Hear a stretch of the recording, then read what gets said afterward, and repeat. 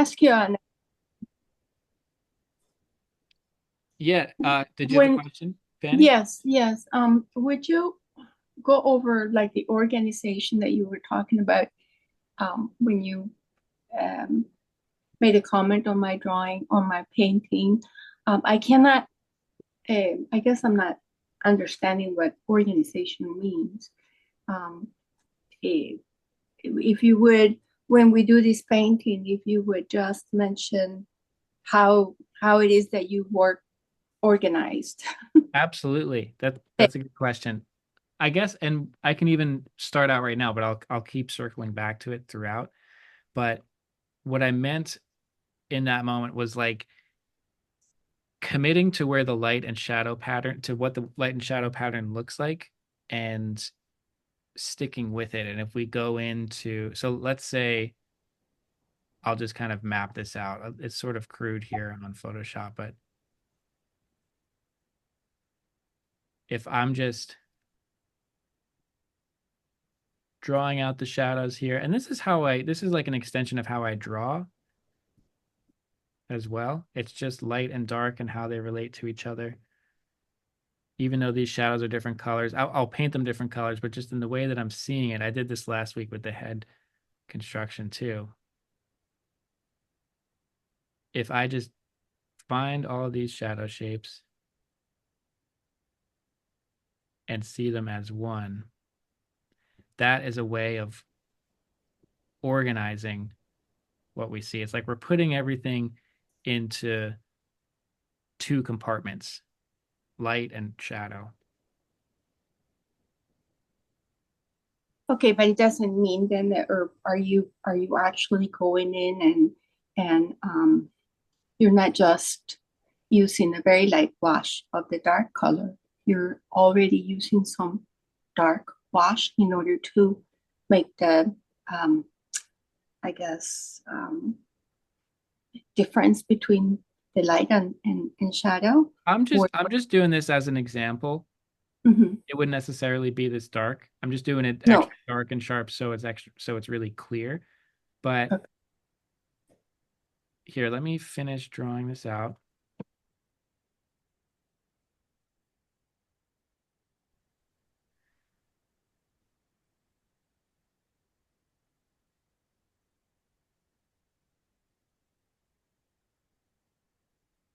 So what I mean with staying organized, let's say I have this general,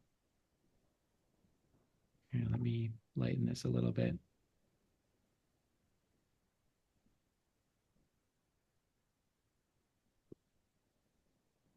So you can see from this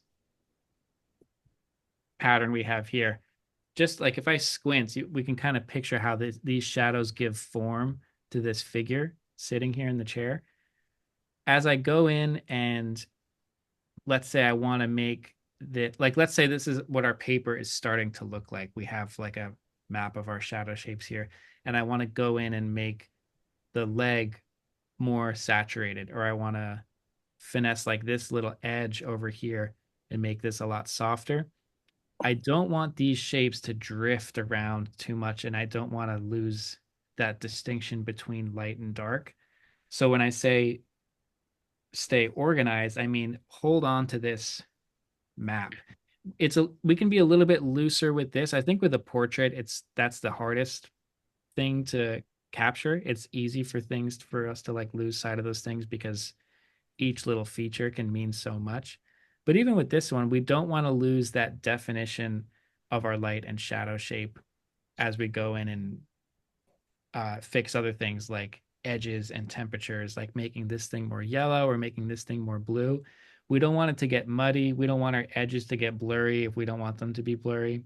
We don't want this shoulder to kind of end up in the wrong spot. So we want to keep an eye on our proportions.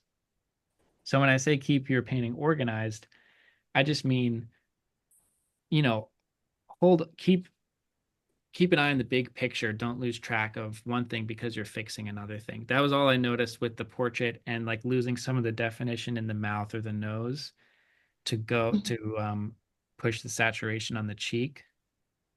Staying organized would mean like keeping an eye on this like light and shadow pattern. I see. That's where the likeness is going to be. And I think that's really what's going to ground the painting. Okay.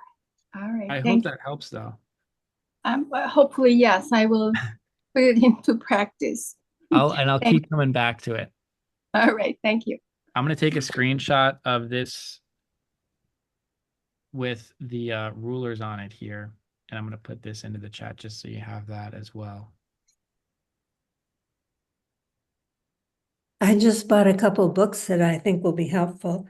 One is Bridgman's Life Drawing, and the other is Loomis Drawing the Head and Hands. The Loomis book is really helpful for this head construction stuff and the constructing the whole figure. The Loomis book is really great. I think I have another one of Bridgman's that's Head and Hands, or maybe it's just 1,000 Hands. That's I have cool. one of the books. Those are great. I would love to, maybe I can pitch it to the college to get a life painting class, even if it's online. If we could just paint figures, that would be fun. Maybe that could be a multimedia thing. If they have it for portraits, they should have it for the whole figure too. Definitely. That would be a lot of fun. Shane, do you know, is there a way to put the lines on a photo on an iPhone? Or do you have to use Lightroom or Photoshop? I don't know. Okay. You could draw on it on your phone, but it's not going to be straight or Right. necessarily in the right There, spot. there are some apps, I don't know what they're called, but they're called something like Grid or Overgrid. And you can put a grid over anything on your phone. Yeah, That's cool. I downloaded Grid and it Grid. helped Okay. a lot. And Great. you can put how many lines you want. If you just want 2 lines or 6 lines or whatever. Perfect. Thank you. I have not heard of that one. That's a really helpful resource. What is your measurement of the paper you're using? So Does it- my paper is 11 by 14. And to be honest, I didn't measure. I just guessed at where halfway would be for vertical and horizontal. And then it looks like the horizon is a little bit above halfway down vertically here. So I just made a mark across there. It may not be perfect, but that kind of tells me that the top of the hat is just above that horizon line. So I can zoom in a little bit more here. And then from there, we're off to the races, and I'm just gonna like make a large, sort of like an envelope shape to try and contain the whole figure. And then if this vertical line gives us the center over here, I know that the front of the hat is about this far over. So I'm also paying attention to like the outside edges of my frame, my picture here. And then as where the figure is like landing on the ground is also kind of curved, like the beach is kind of sloped, which helps give us this diagonal line here for the shoreline.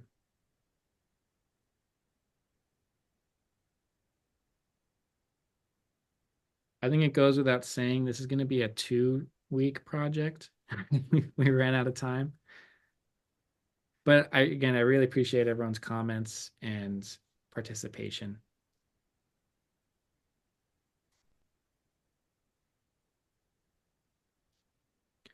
I'm just making some marks, and this is Vine Charcoal. We started using that a few weeks ago after someone's recommendation that the pencil lines were so hard to see. But I'm just making some gestural marks. The figure has a lot of gesture, like from the top of this hat through the whole torso, through the hips, out through the knees. I'm seeing that as like one big U shape. So as accurate as we want to be with all of the different pieces of the figure, whether it's the feet or the knees or the shoulder, all the different like mechanisms of a figure, we want to get the overall sense of gesture there, movement and flow through the figure. Something I always say in my life drawing classes is that the like movement in a figure isn't necessarily the figure themselves or the drawing we're making of them, but it's the way our eye moves through it. And that's something I want to hold on to throughout the whole piece. Sometimes when we're painting a figure, it's as the figure gets more and more complicated, we add more and more form and complexity. It can get more stiff. So I want to hold on to that sense of movement, kind of starting through here and moving out through the legs there. And then it's sort of grounded with this vertical leg right here. And then I also think that this bag, the Target bag with the red stripes on it, has a similar gesture. That's why I like these red stripes. And even the way the bag is laying is like similar to what the figure is doing, which is part of what makes me want to paint this. So if you're ever drawing or painting, doesn't have to be a person, but anything, if it's something like that that you notice, like, oh, the way the bag is leaning is similar to how the person is leaning, and the towel and the chair are all echoes of that. Whatever you're noticing, you want to hold on to that. That's what your painting is going to be about. Even though we want this to look realistic, we want it to look like what the photo captured. But what the camera doesn't see or even know is that all those like abstract sensibilities we can really latch onto and learn to turn up the volume on them. They're going to be driving the painting. It all comes back to that sense of gesture, kind of moving through everything. This arm out here is a little bit more horizontal.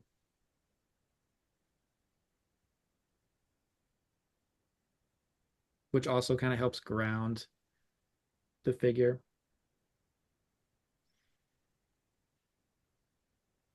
I think it's important to balance out like lots of curves here with like a couple of more rigid straight lines. So I feel like this arm on the armrest is doing that. This leg over here is helping to do that.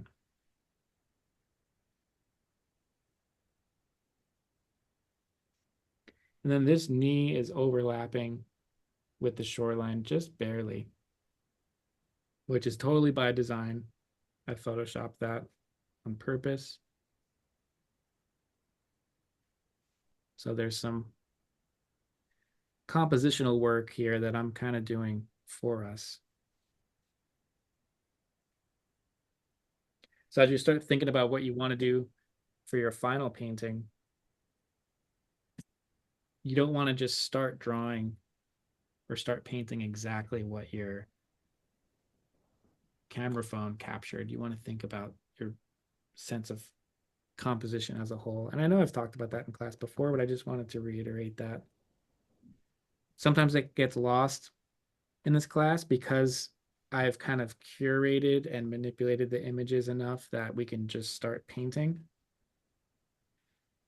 It's something to pay attention to when you're using your own reference or setting up your own scene, whatever it might be, if you're working from life.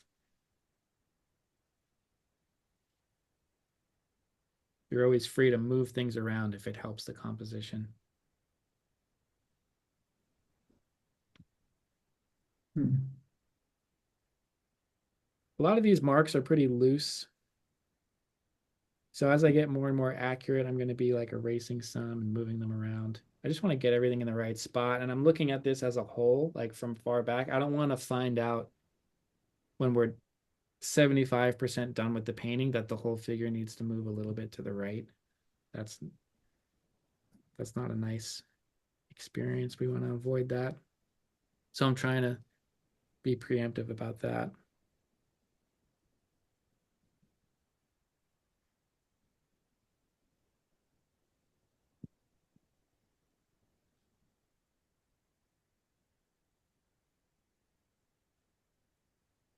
So a lot of what I'm doing right now is just like getting to know the picture and the different pathways through it.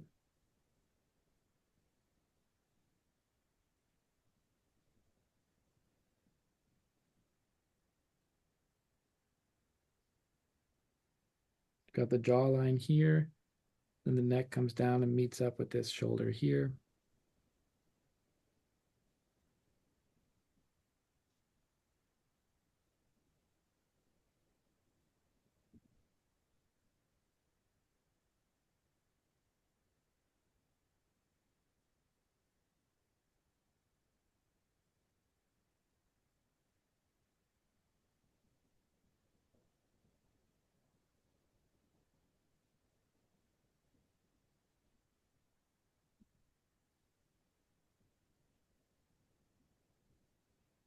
I think our goal for today can be putting in some washes on this to start and setting ourselves up for next week to work on this and really feel complete about it.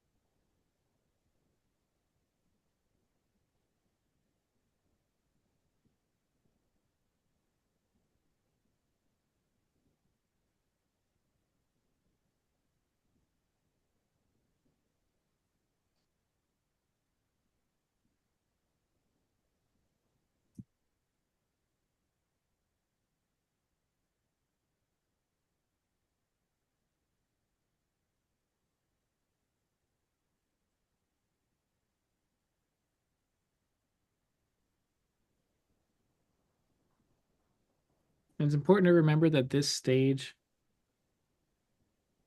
of the painting, it's the goal is not to capture a bunch of details. It's to try and put everything in the right place.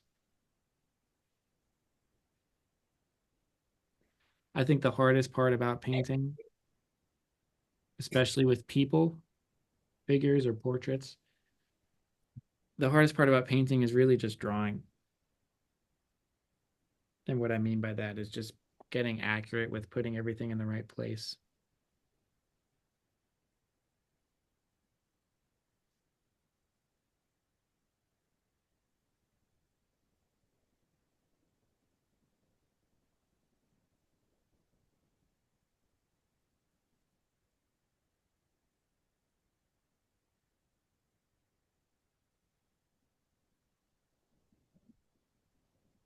And a lot of the things about painting that we want to get better at really come down to drawing.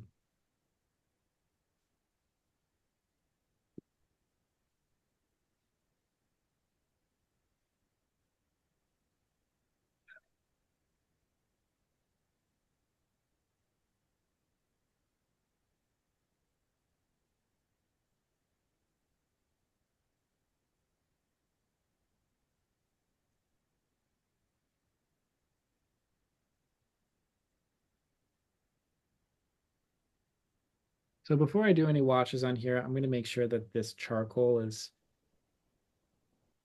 not too heavy. It's a pretty light and bright image.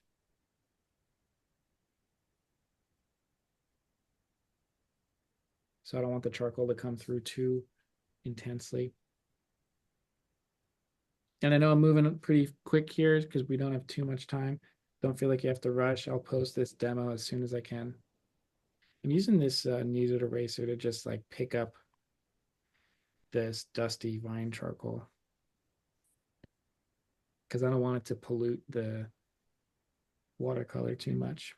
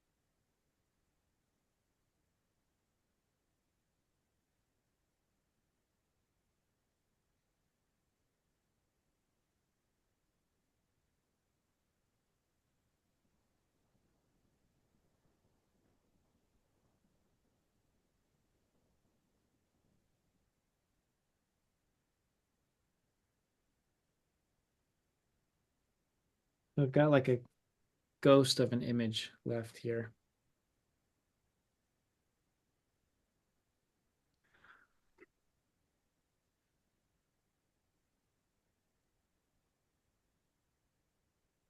And I'm dragging the eraser across the paper pretty lightly.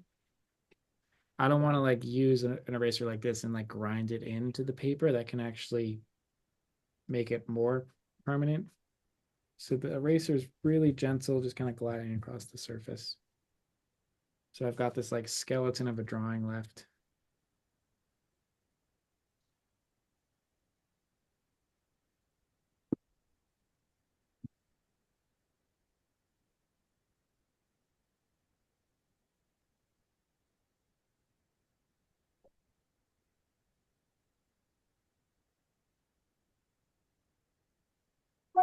So a couple of things that I want to, maybe I should put some masking fluid down for, might be the band on this hat.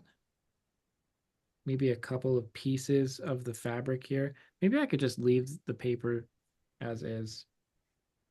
It's not too complicated. I think the masking fluid is helpful if it's very, very small and dark and sharp, but also kind of complicated. I feel pretty confident I can just go around these. So it's up to you if you want to mask off that band on the hat or this piece of the towel down here.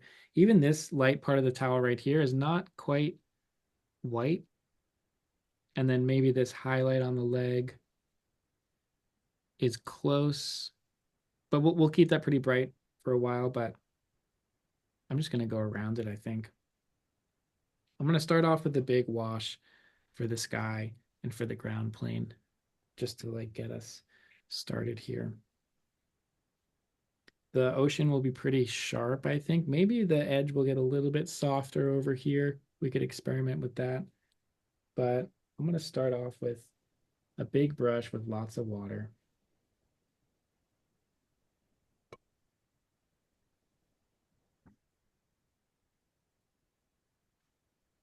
I could even just put some clear water down in the sky and soak the paper a little bit.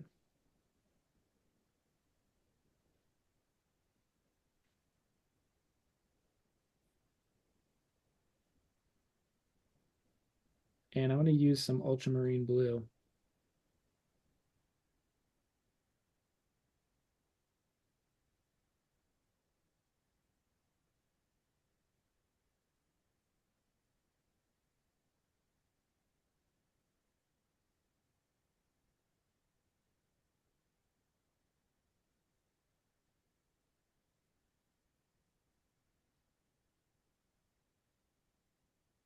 So her hat is light and warm.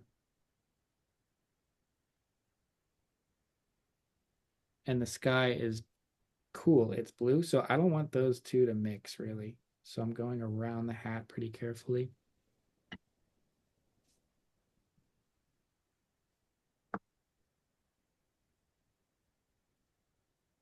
I'll tilt this so you can see it a little bit better.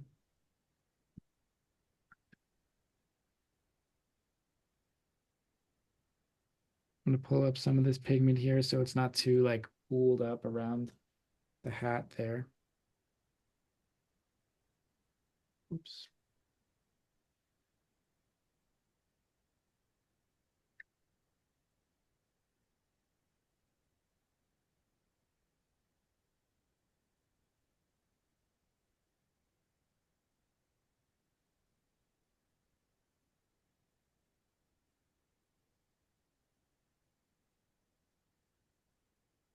The sky tends to be more blue further away from the horizon.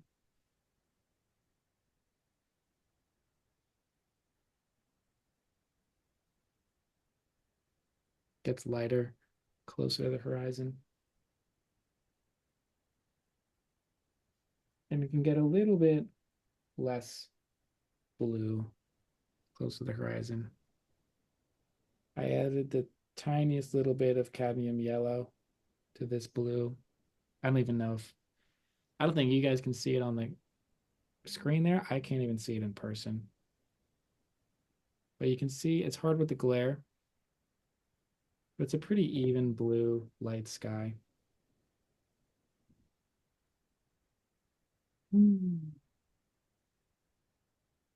I'll leave this gap here for the ocean that I can get into later when this is dry. Remember, since the ocean is pretty dark and sharp, I want to do wet into dry for that. So I'm going to get into this like bright but still kind of dull color of the sand. I'm going to use yellow ochre and raw umber.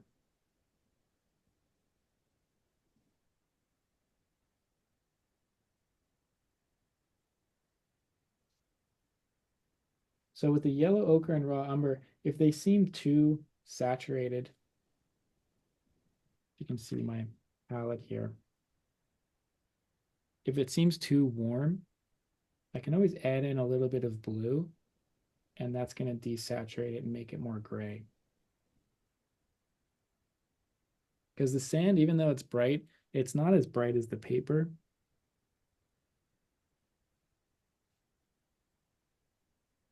So you can see this transparent, like beige color is pretty sand-like.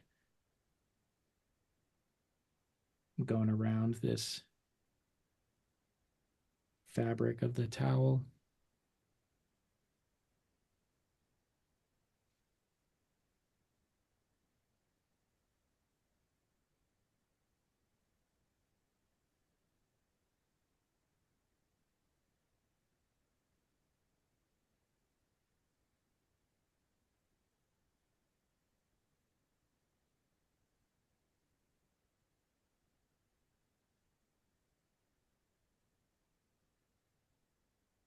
This one I'm being a little bit more dry with because some of that texture of the paper is coming through, and I feel like that gives it a rougher texture. This is cold press paper. So just with the idea of like sandiness, that could be helpful later, maybe. So you're doing more wet into dry for the sand, Shane? Yeah, I didn't really soak the paper for the sand.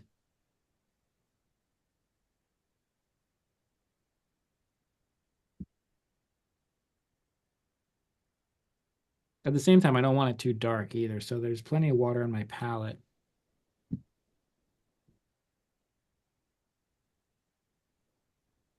Try to erase that pencil line.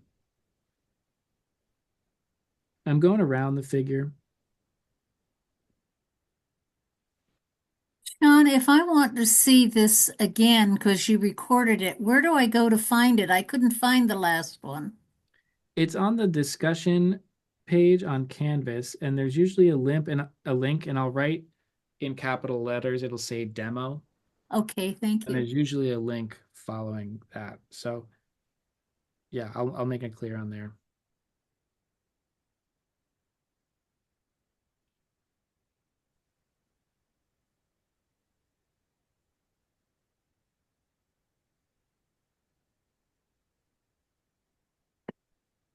I'm gonna use a smaller brush here just because my brush keeps hitting the camera.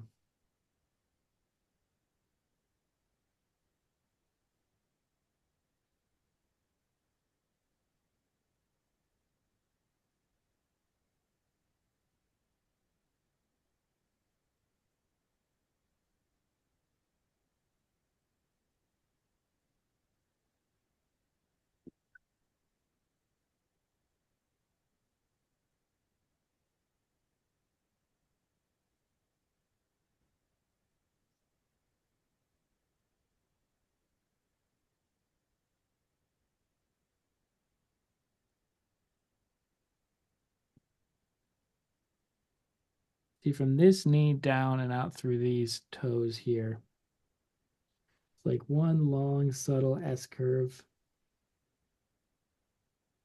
So even as I paint the background now, I'm kind of like creating the shape of that leg. So that's something I'm being really careful with.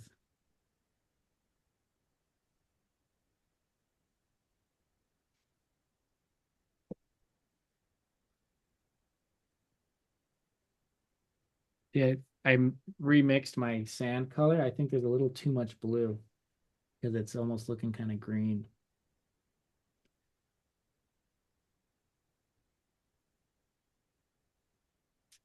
Which I don't want. Not good. I'm just adding more water now.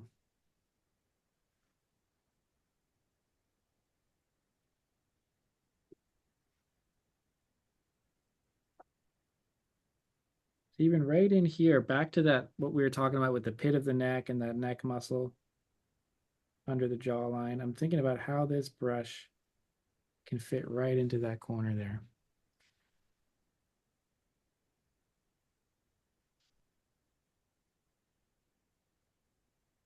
So I'm trying to be accurate and specific.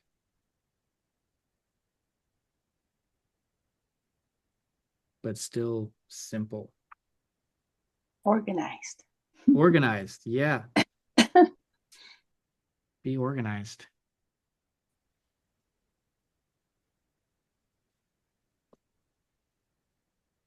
The tricky part with being organized is the world is not organized. The world is messy. But our painting is like an abstracted version of the world. So if we can take what we see and organize it into light and shadow shapes, or warm and cool, or light and dark, or soft or sharp, that's kind of what I mean also by organizing. We're kind of putting these things into little compartments and trying to giving them a name. If that Well, you makes can say that again. It's especially unorganized these days.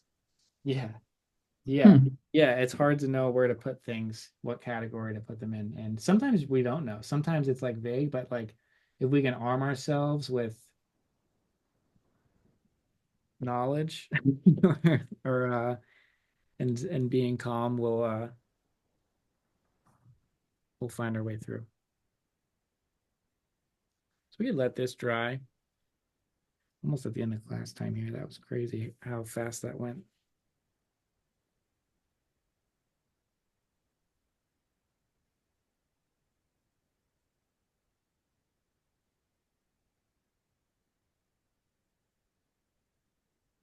Let me put this outside.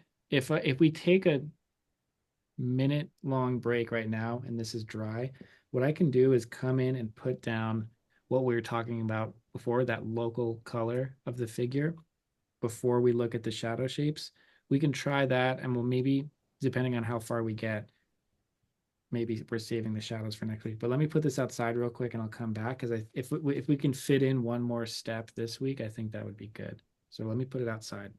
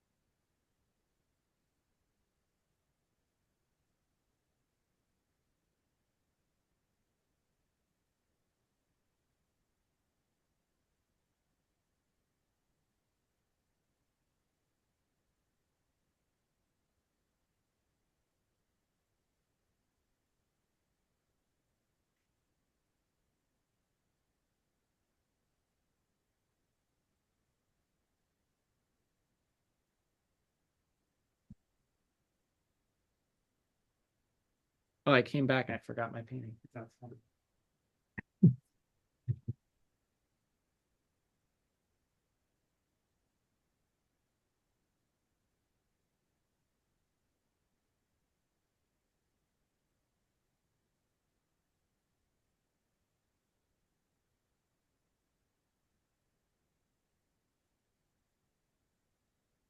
Alrighty, folks. So I feel like the natural next step for me would be to put the ocean into the background, but let's wait on that. We can get the figure figured out first because the knee overlaps with that shoreline. The water in the background interacts with the face a little bit, and we don't want to put that in before we figure out where the figure is going to be. We'll let the figure determine where the ocean goes behind it, if that makes sense. We could assume the figure is going to be more important in this situation.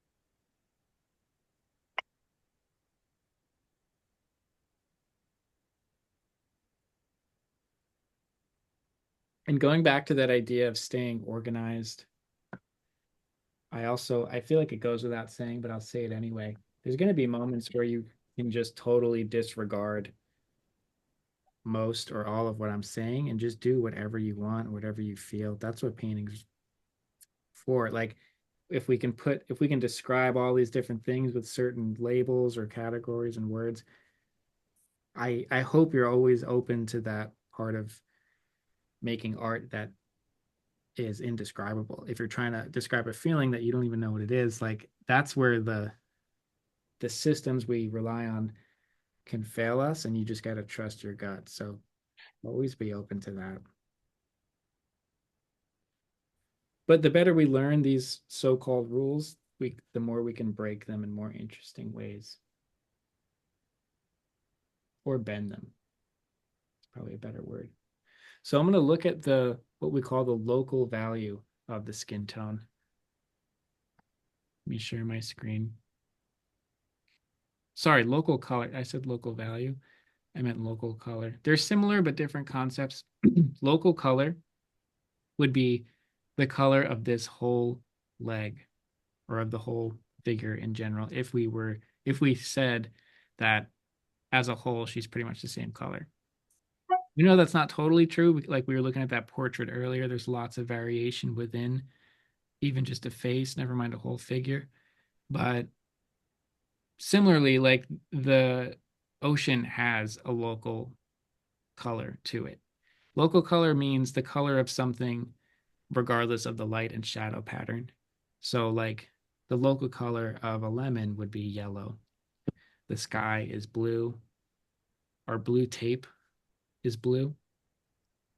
But then within that, there are obviously tons of variation in temperature and value. But so what we'll do now is we'll try and mix a local color for this figure. And that'll set us up for mapping out the shadows on top of that. There are just what looks like two areas maybe we'll avoid or at least be really light on top of with these highlights hitting both of the knees.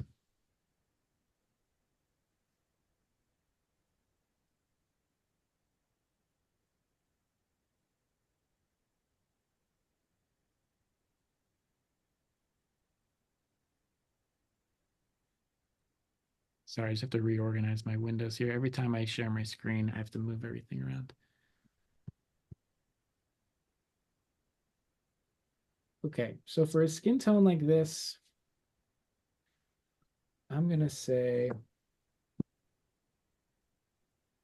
probably some yellow ochre. It's like a pretty warm skin tone.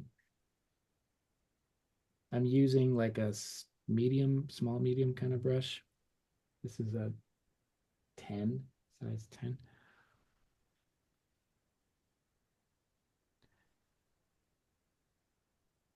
I might add in a tiny bit of burnt sienna. because the skin tone is warm, it's not too saturated. You know, more sunburn might be more cad red or alizarin crimson. I'll put in a tiny bit of quinacridone magenta, just a very small amount, so we're not too yellow. I'll add more water. And let's see where this gets us. This could be totally wrong.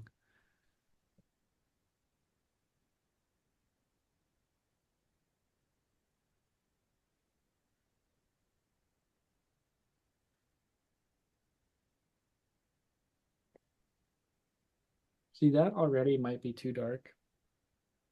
I'm going to lift that out. We can always make things darker. It's harder to make them lighter. Nice. Yeah. Is there a question? I don't know if I cut anyone off there. I'm going to avoid the blue bathing suit.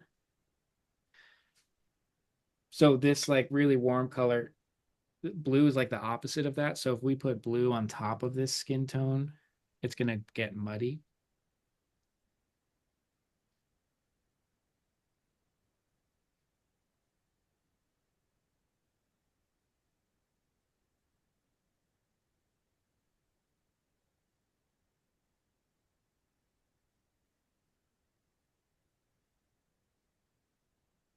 Whereas like here on the arm, this wrist and forearm, there is a shadow on there. Like under the wrist right here. That shadow looks dark, but still pretty warm. So I think we're okay. Like I think it's safe to paint that shadow on top of the skin tone that we're putting down. Same with here on this shoulder. Even up here in the hair, like we can anticipate that shadow going on top of it later. And I know that that shadow won't really be disrupted by this warm color being underneath it. Whereas here on the dark blue bathing suit, it's really saturated right there. I think we want that to be a really pure blue, so we don't want that skin tone running into there. So as far as like staying organized with this local color we're putting down, I'm trying to anticipate the moves we're going to be making down the road. So here on this leg, I'm paying attention to this highlight up here.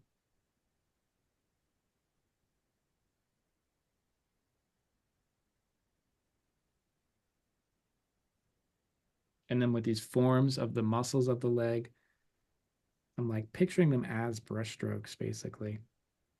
And like, what's the most efficient way to carry all the water and pigment through?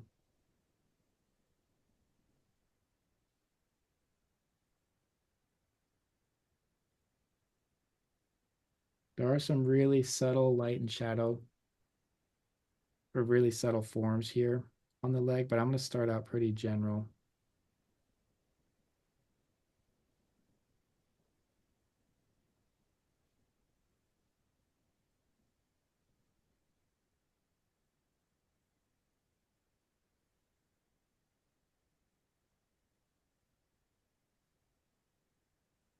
Even gets lighter right here.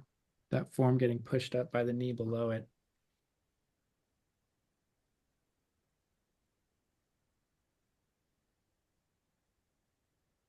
So I'm using my rag to pull up some of that pigment. Then there is like a cooler shadow in here. That'll be on the next pass.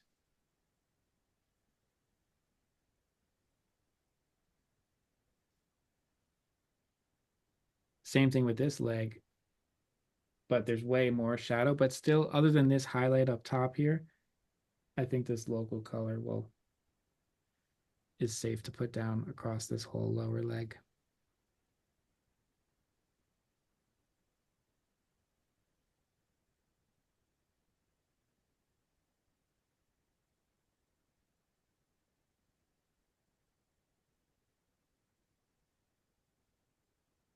I keep backing up. You can't really see it through Zoom, but like every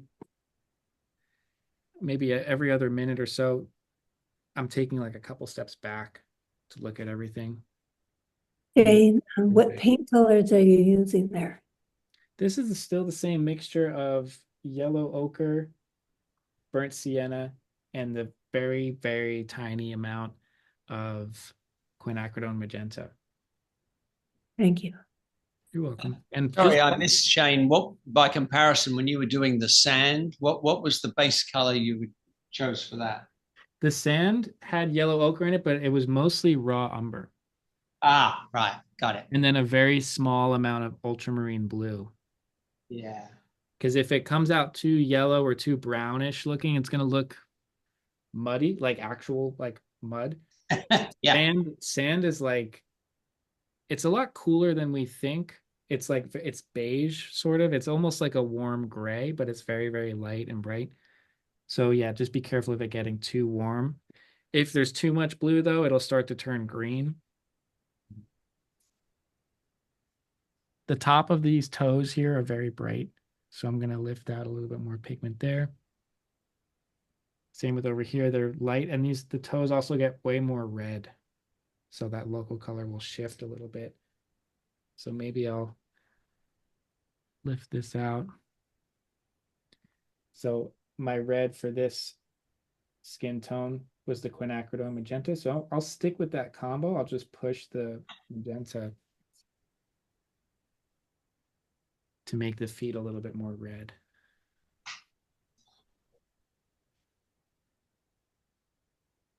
And what color is your sky? Just ultramarine blue. Okay.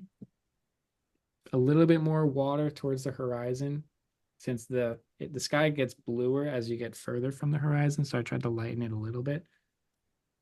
If you don't have the magenta, would you use the red with a smidge of blue or something? I would use alizarin crimson, like a very small amount of it. Okay. Thank you.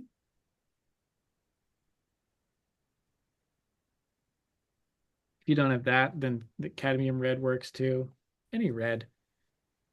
Whenever I mix a skin tone, I like to stick with it. So like the combo I'm using here is yellow ochre, burnt sienna, and the quinacridone magenta. So I'll use that same combination, but with different ratios as they change, as the color throughout the figure changes. Like this lower leg here is a little bit almost not green, but greenish, like kind of more yellow. So I would do more yellow ochre in here. Maybe I can do that now just to see.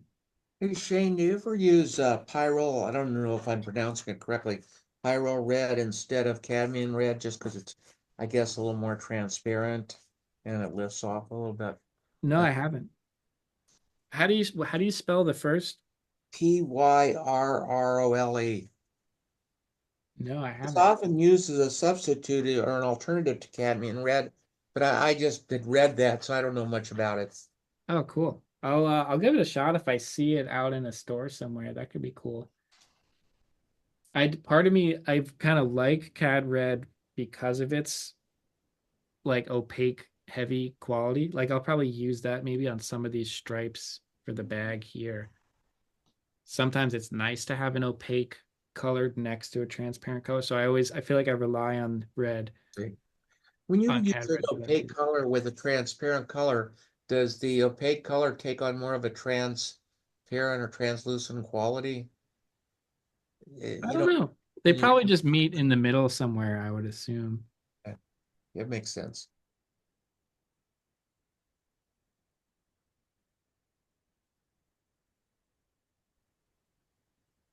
I'm not the best with like the science of pigments.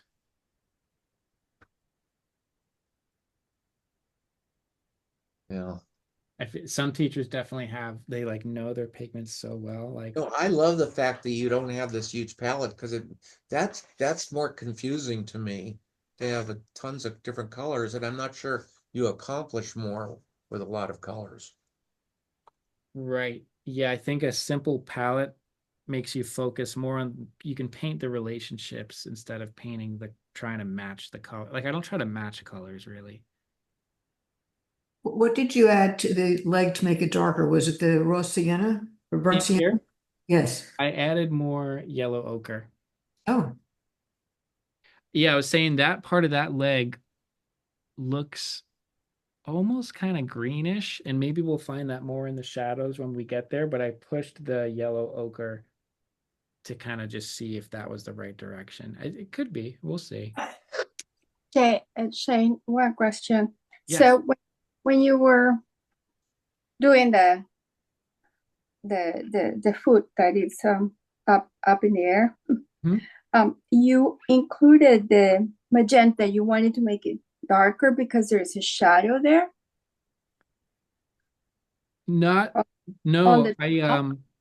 I like, so on the top of the foot, let me share my screen. Like in here, really in the light, and especially this foot on the ground, there's a lot of light hitting it. Like this leg is more vertical, so there's less light, which is making it a little bit darker. Since this is another upward facing plane, similar to the top of this leg here, it's actually pretty bright, but the tops of the feet are also really red. So I used still plenty of water to keep it really bright. So that's what I was saying earlier today too, like pushing the saturation, but trying to maintain that value is keeping this bright, but adding more of the magenta to make it more red. So I don't want it to get too much darker. Okay. But Okay. Got it. it will get a little bit darker, but we'll fix that by then pushing this shadow way more. Yeah, when you start doing the shadows. Okay. Yeah, Oh, yeah. thank you. You're welcome.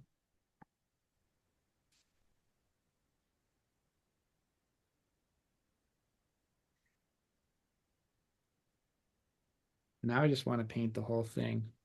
It's 12 o'clock though. I think maybe it'll be good to let this totally dry, because I think it'd be good to put a piece of tape down next week and we can paint in the horizon with like a very dry painting. You said you don't try to match the colors, so how do you choose your colors? I try to get them close enough. Like I'll try and I'll try and match it as best I can, but I don't chase it like I'm not trying to be like scientifically accurate to the color. I just, what I mean by trying to get the relationships right is like, I mean, like this color here, I may not have that, or even this blue, I may not have that on my palette, but the way that this blue relates to this warm skin tone, I can create that on my palette by using warms and cools in a similar way. Similar to, I'm trying to find an example. Like maybe this yellow over here. This one is in the light, it's brighter and more saturated. This one's darker and a little bit cooler. If I don't match these colors perfectly, I just want to match the relationship between them. This one's lighter and more yellow. This one's darker and cooler. If I can capture that, that's all I really need. And I think working with a limited palette forces you to do that, because like you can't match every color, especially really saturated ones. When you can't match every color, you have to learn to play those relationships to drive the painting. And I think that's a really useful skill to have, because then if you do have all the colors, if you buy all the pigments, you can then, if you're seeing into those relationships more and learning how to match the relationships and not the colors, you can, it's a lot easier then for you to change what you're referencing and change, and instead of like trying to copy every color, you're deciding what color to put down, and you're really aware of that color's relationships to everything around it, because that's what you've been doing the whole time. Does that make sense? yes. Makes sense. Yes, it does. Definitely. It's like if you're playing a song on an instrument and you know the song really, really well, but then if someone changes the key of the song, if you've been matching each note the whole time instead of understanding the relationships between the notes, it's going to be harder or easier to change keys. But yeah, in the long run, you'll get a better sense of the big picture too. But I'll try and get a color close enough. I want it to get close enough. And maybe close enough is different for everyone. Maybe we all have a different like threshold for that, but I try and play to the relationships, I guess.